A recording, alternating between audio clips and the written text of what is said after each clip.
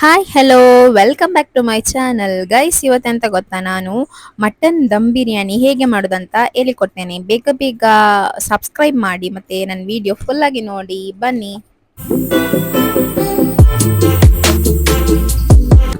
ಬನ್ನಿ guys, video start ಮಾಡುವ. ನಾನು ಮೊದಲನೇದಾಗಿ ಕುಕ್ಕರ್ ಇಟ್ಟಿದ್ದೇನೆ. ಆ ಕುಕ್ಕರ್ಗೆ ಸ್ವಲ್ಪ ಆಯಿಲ್ ಹಾಕಿದ್ದೇನೆ. ಆಯಿಲ್ ಬಿಸಿ ಆದ ಮೇಲೆ ಅದಕ್ಕೆ 6 ಆನಿಯನ್ ಹಾಕಿದ್ದೇನೆ.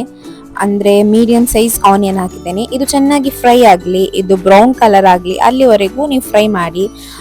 ಅಂದ್ರೆ ಬ್ರೌನ್ ಕಲರ್ ಆದ್ರೆ ಉಂಟಲ್ಲ, ಒಳ್ಳೆ ಟೇಸ್ಟ್ ಬರುತ್ತೆ ಬಿರಿಯಾನಿಗೆ.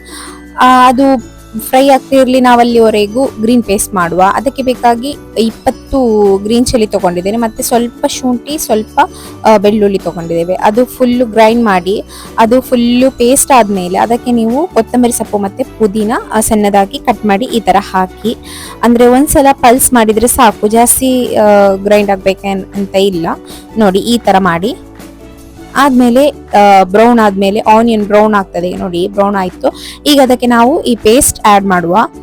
ಗ್ರೀನ್ ಪೇಸ್ಟ್ ಆಡ್ ಮಾಡಿದ್ಮೇಲೆ ಚೆನ್ನಾಗಿ ಫ್ರೈ ಆಗಬೇಕು. ಅಂದ್ರೆ ಅದರ ಸ್ಮೆಲ್ ಹೋಗುವವರೆಗೂ ಒಳ್ಳೆ ಫ್ರೈ ಮಾಡಿ. ಆದ್ಮೇಲೆ ಕಲರ್ ಕೂಡ ಚೇಂಜ್ ಆಗ್ತದೆ, ಅಲ್ಲಿವರೆಗೂ ಫ್ರೈ ಮಾಡಿ. ಆ್ಯಕ್ಚುಲಿ ಎಂತಂದರೆ ಇದು ನಾ ಮಾಡಿದ ಬಿರಿಯಾನಿ ಅಲ್ಲ ಗೈಸ್, ಇದು ನಮ್ಮ ಅಕ್ಕ ಮಾಡಿದ ಬಿರಿಯಾನಿ. ಅವರು ಮಾಡಿದ ಬಿರಿಯಾನಿ ಅಂದರೆ ನನಗೆ ತುಂಬ ಇಷ್ಟ ಗೈಸ್. ಅದಕ್ಕಾಗಿ ನಾನು ಅಲ್ಲಿ ಹೋದರೆ ಬಿರಿಯಾನಿ ಮಾಡಿಸ್ತೇನೆ. ಹಾಗಾಗಿ ಅದು ರೆಸಿಪಿ ಕೂಡ ನಿಮ್ಮೊಂದಿಗೆ ಶೇರ್ ಮಾಡುವಂತಾಯಿತು. ಅದಕ್ಕೆ ನಾನು ಈ ವಿಡಿಯೋ ಮಾಡಿ ಹಾಕಿದ್ದೇನೆ. ಹಾಗೆ ಈಗ ಅದರದ್ದು ಸ್ಮೆಲ್ಲೆಲ್ಲ ಹೋಗಿದೆ, ಅದು ಫ್ರೈ ಆಯಿತು. ಈಗ ನಾವು ಅದಕ್ಕೆ 4 ಟೊಮೆಟೊ ಹಾಕಿದ್ದೇವೆ ಕಟ್ ಮಾಡಿ. ಅದು ಚೆನ್ನಾಗಿ ಫ್ರೈ ಆಗಲಿ, ಅಂದರೆ ಸ್ಮ್ಯಾಶ್ ಆಗುವವರೆಗೂ ಫ್ರೈ ಮಾಡಿ.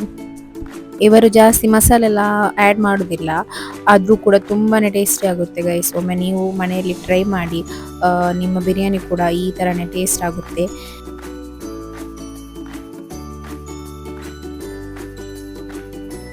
ಈಗ ನೋಡಿ ಟೊಮೆಟೊ ಸ್ಮ್ಯಾಶ್ ಆಗ್ತಾ ಬಂತು. ಈಗ ನಾವು ಅದಕ್ಕೆ 1 ಸ್ಪೂನ್ ಅಷ್ಟು ಟರ್ಮರಿಕ್ ಪೌಡರ್ ಆ್ಯಡ್ ಮಾಡುವ. ಹಾಗೆ ಅವರು ಮನೆಯಲ್ಲೇ ಗರಂ ಮಸಾಲ ಮಾಡಿ ಇಟ್ಟಿರ್ತಾರೆ ಪೌಡರ್, ಅಂದರೆ ಪ್ಯಾಕೆಟ್ ಪೌಡರ್ ಯಾವುದು ಹಾಕುವುದಿಲ್ಲ. ಇದಕ್ಕೆ ಕೊತ್ತಂಬರಿ ಮತ್ತು ಜೀರಿಗೆ, ಬಡ್ಸೊಪ್ಪು, ಕೆತ್ತೆ ಮತ್ತು ಮರಾಠಿ ಮೊಗ್ಗು ಹಾಕಿದ್ದಾರಂತೆ. ಇಷ್ಟು ಹಾಕಿಬಿಟ್ಟು ಸ್ವಲ್ಪ ರೋಸ್ಟ್ ಮಾಡಿಬಿಟ್ಟು ಪೌಡರ್ ಮಾಡಿ ಇಟ್ಟಿದ್ದಾರೆ. ಹಾಗಾಗಿ ಅವರು ಬಿರಿಯಾನಿಗೆ ಇದೇ ಹಾಕೋದು, 2 ಸ್ಪೂನ್ ಅಷ್ಟು ಹಾಕಿದ್ದಾರೆ. ಇದು ಸ್ವಲ್ಪ ಚೆನ್ನಾಗಿ ಫ್ರೈ ಆಗಲಿ.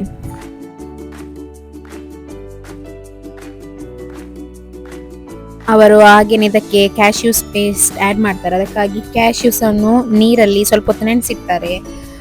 ಹಾಗೆ ಈಗ ನೋಡಿ, ಈಗ ಅದು ಮಸಾಲೆ ಎಲ್ಲ ಫ್ರೈ ಆಯ್ತಲ್ಲ, ಈಗ ನಾವು ಅದಕ್ಕೆ ಮಟನ್ ಹಾಕ್ತಿದ್ದೇವೆ. ಮಟನ್ ಹಾಕಿ ಅದಕ್ಕೆ ನೀರಂತ ಆ್ಯಡ್ ಮಾಡಲಿಕ್ಕೆ ಹೋಗಬೇಡಿ, ಅದೇ ನೀರು ಬಿಡ್ತದೆ.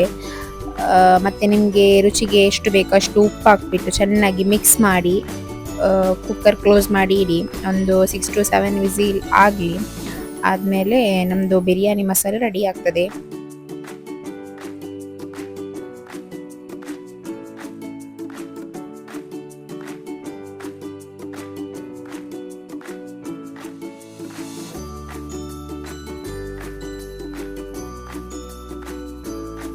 ಮಟನ್ ಬಾಯ್ಲ್ ಆಗಲಿ. ಈಗ ನಾವು ರೈಸ್ ರೆಡಿ ಮಾಡಬೇಕಲ್ಲ, ಬಿರಿಯಾನಿ ರೈಸ್. ಅದಕ್ಕೆ ನೀರು ತೊಗೊಂಡಿದ್ದೇನೆ. ನೀರಿಗೆ ಸ್ವಲ್ಪ ಚಕ್ಕೆ, ಲವಂಗ ಮತ್ತು ಏಲಕ್ಕಿ ಮತ್ತು ಮರಾಠಿ ಮೊಗ್ಗು, ಅದು ಸ್ಟಾರ್ ಅದೆಲ್ಲ ಹಾಕ್ತಾರಲ್ಲ, ಅದೆಲ್ಲ ಹಾಕಿಬಿಟ್ಟು ಸ್ವಲ್ಪ ಉಪ್ಪು ಹಾಕಿಬಿಟ್ಟು ಆದಮೇಲೆ ಸ್ವಲ್ಪ ಆಯಿಲ್ ಹಾಕಿ ಬಾಯ್ಲ್ ಆಗಲಿಕ್ಕೆ ಬಿಡಬೇಕು. ಅದು ಬಾಯ್ಲ್ ಆದ ನಂತರ ಅದಕ್ಕೆ ನಾವು ರೈಸ್ ಹಾಕಬೇಕು.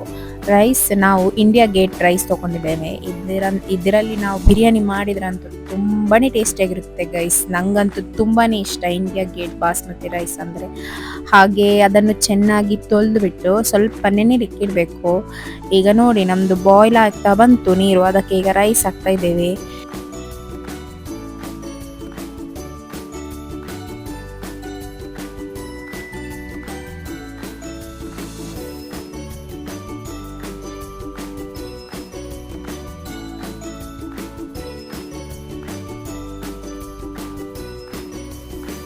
ಹಾಗೆ ಬನ್ನಿ ಫ್ರೆಂಡ್ಸ್, ರೈಸ್ ರೆಡಿ ಆಯ್ತಾ ನೋಡುವ. ಪರ್ಫೆಕ್ಟಾಗಿ ರೆಡಿ ಆಗಿದೆ ರೈಸ್. ಈಗ ನಾವು ಅದನ್ನು ಸ್ಟ್ರೈನ್ ಮಾಡಬೇಕು. ಎಲ್ಲ ರೈಸನ್ನು ಸ್ಟ್ರೈನ್ ಮಾಡಿ ಆದಮೇಲೆ ನಮಗೆ ದಮ್ ಇಡಬೇಕು. ಇದು ಮಟನ್ ದಮ್ ಬಿರಿಯಾನಿ ಅಲ್ವಾ, ಹಾಗೆ ನಾವು ದಮ್ ಇಡಲಿಕ್ಕೆ ಉಂಟು. ಫಸ್ಟ್ ನಾವು ರೈಸ್ ಎಲ್ಲ ಸ್ಟ್ರೈನ್ ಮಾಡ್ಕೊಳ್ಳುವ.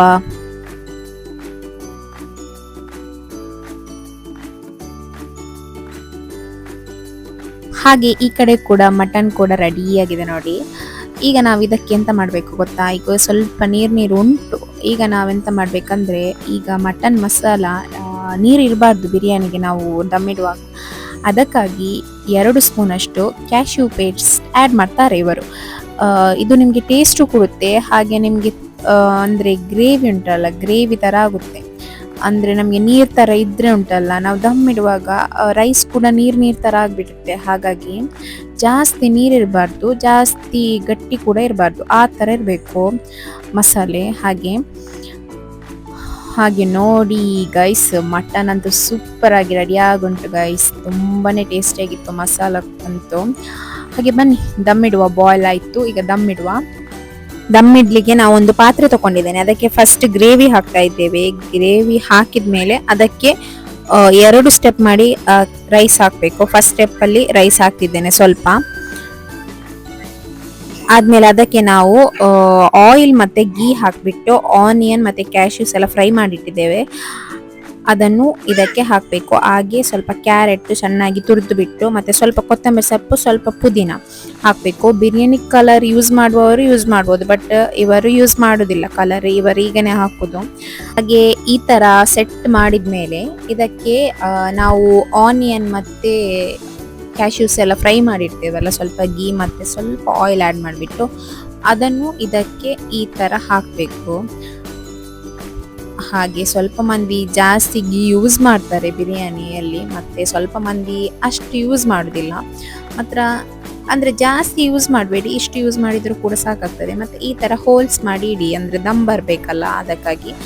ಮತ್ತು ಅದನ್ನು ಮುಚ್ಚಿಬಿಟ್ಟು ಅದರ ಮೇಲೆ ಒಂದು ಭಾರವಾದ ಪಾತ್ರೆ ಇಡಬೇಕು, ಅಂದರೆ ದಮ್ ಎಲ್ಲ ಹೊರಗೆ ಹೋಗಬಾರ್ದಲ್ಲ, ಅದಕ್ಕಾಗಿ ನೋಡಿ ಈ ಥರ.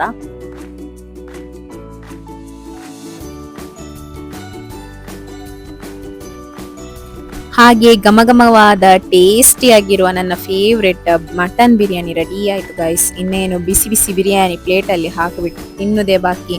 ಹಾಗೆ ಮಿಸ್ ಮಾಡದೆ ಈ ರೆಸಿಪಿ ಟ್ರೈ ಮಾಡಿ ಅಂತ ಹೇಳ್ತೀನಿ. ಹಾಗೆ ನನ್ನ ಈ ವಿಡಿಯೋ ಇಷ್ಟ ಆದರೆ ಲೈಕ್ ಮಾಡಿ, ಶೇರ್ ಮಾಡಿ, ಸಬ್ಸ್ಕ್ರೈಬ್ ಮಾಡಿ ಫ್ರೆಂಡ್ಸ್. ಹಾಗೆ ಮುಂದಿನ ವ್ಲಾಗಲ್ಲಿ ಸಿಗ್ತೇನೆ. ಅಲ್ಲಿವರೆಗೂ ಟೇಕ್ ಕೇರ್, ಬಾಯ್.